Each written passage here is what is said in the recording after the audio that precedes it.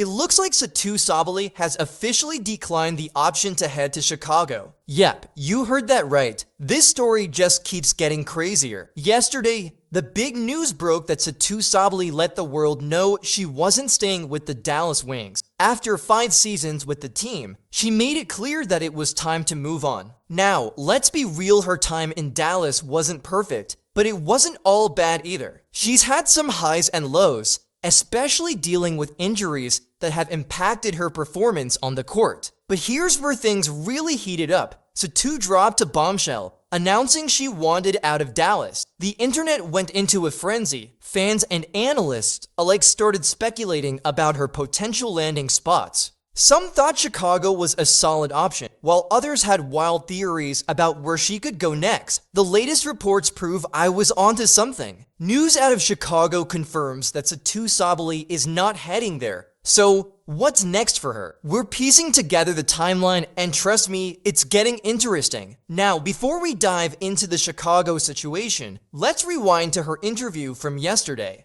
In her own words, Satou shared some key details about her future plans. Roll the footage. Interviewer: do you have any ideas about what you might prioritize, or do you plan to stay in Dallas next season? Satou Sabally: yeah, I've already communicated with Dallas how grateful I am because they've made this a home for me over the past years. We're working together to find my next home because I've already played my last game in Dallas. I'm excited for free agency and the chance to connect with other players. I've never played for a different team, so I'm looking forward to getting to know people personally and discussing basketball at a high level. So where does Satou Sabally think she fit best in the future? Here's what she had to say when asked. Interviewer: would you want to play with your sister? Satou Sabally: yeah, of course. In the future, I'd love that. Now, let's break this down. Satou made it very clear yesterday she's out of Dallas. While she's excited about free agency and to finding a new team,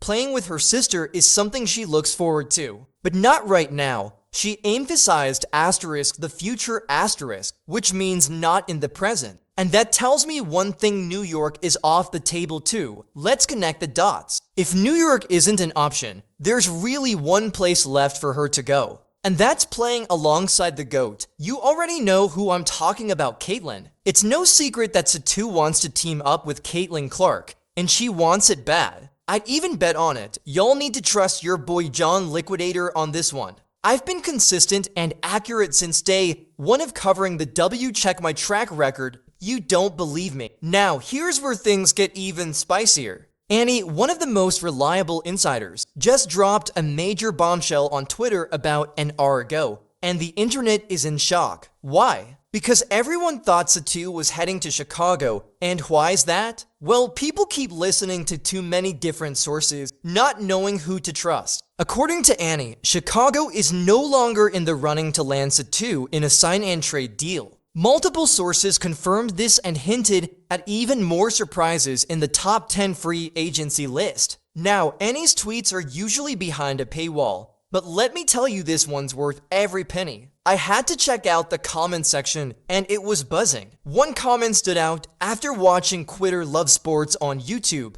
I realized I don't even know who these people are. Y'all need to stop listening to random sources and start paying attention to me. John Liquidator never said she was going to Chicago. Not once. Let me clear something up real quick. People thought I was saying Satou Sabally was definitely heading to Chicago, but that's not what I said. I've always said Chicago was possibly in the running, but never that it was a done deal. I've been straight as an arrow about this from the start. And here's the truth: Satou Sabally is heading to Indiana. That's right, the Fever. Y'all better listen to your boy John Liquidator on this one. Now, Annie, our trusted insider, confirmed what we've been saying all along. She made it clear that Satou was never a target for the Chicago Sky. They tried, sure, but they were never going to land her by trading the number 3 pick. There are other players they're looking at, and the Sky need to seriously think about their long-term future. Trading the number 3 pick is something the Sky are considering,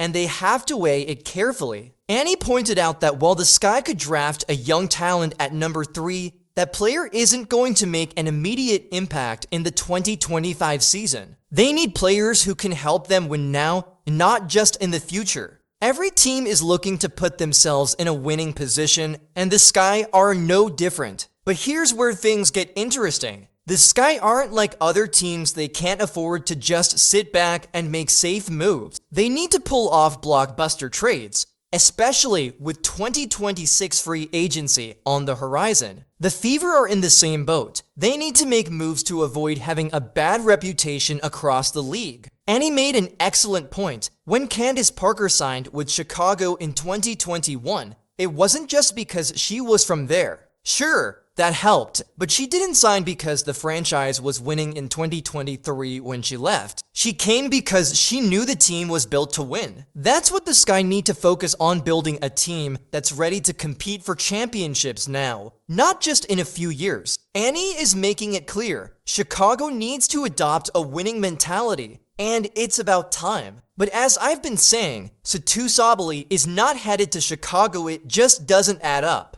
I've been telling you all along, and now it's even clearer. But hey, let's not forget this crucial footage. Why does everyone keep overlooking it? I'm not sure, but here it is. Now, when it comes to the WNBA narrative, Caitlin Clark is undeniably the face of it all right now. And honestly, that's great. Caitlin is a generational talent, and she's going to do incredible things. As the #1 pick, of course, she's going to draw a lot of attention, whether it's for the right reasons or not. People see greatness in her, and that's what the WNBA is all about, measuring one type of greatness against another. But Caitlin's not the only story here. There's so much more to the WNBA beyond just her. Right now, Caitlin is selling out arenas, and why wouldn't she? She's creating her own economy, and that's amazing for the league. We even had a sold-out home opener at a practice game. It wasn't even a real game, but the energy was electric. The fans were there, excited, and new people are coming into the market. Caitlin is getting paid what she's worth, and that's what we need for all women in the WNBA. She's a reflection of what should happen across the entire league. So yeah, Caitlin is the face of the WNBA for now, but it's not all about her. Now, let's get back to Sabally. Here's what I'm thinking. This isn't confirmed, but I'm betting Satou turned down Chicago. Maybe she doesn't want to play alongside Angel. Instead,